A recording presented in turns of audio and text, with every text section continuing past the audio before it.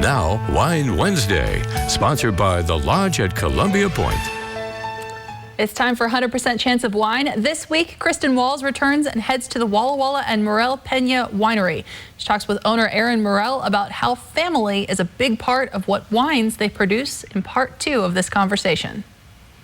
And so the first winery and the first brand you created was Alarum. After you created that brand, then you jumped over and you did something a little bit different that you don't typically see here in Walla Walla. Tell me more about Morell-Pena and what that brand's about. It started with the idea of family again, and my wife wanting to kind of portray what it is that we do through the family.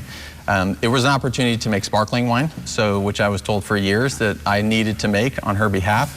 So it was an opportunity to kind of move us in the more Burgundian direction, making Chardonnay and Pinot Noir, and then sparkling wine as a result. And the first vintage that we made for Morell-Pena was 2015, and it began with essentially portraits of our daughters.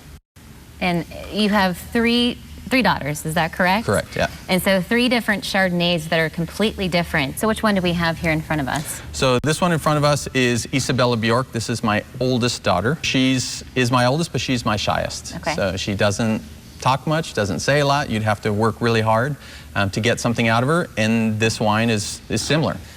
I think as you try the wines, everyone tends to have a preference. We typically pour all 3 side by side, and so people go one direction and then go back the other direction. And in many cases, they have a preference when they go one direction and they go the other way, and they change their mind a little bit because the wines do evolve. But yeah, Isabella's the oldest. Camila Loren is my middle daughter. She's my bulldog, so that's the most structured, the most powerful wine. And Hema is my baby, and she is the most boisterous, loud, happy-go-lucky girl, and so that's the most generous of the 3. Yeah. And so I think regardless of whether you had the wines in 15 or 16 or 17 or 18 and so on, you would find those traits carry through vintage over vintage.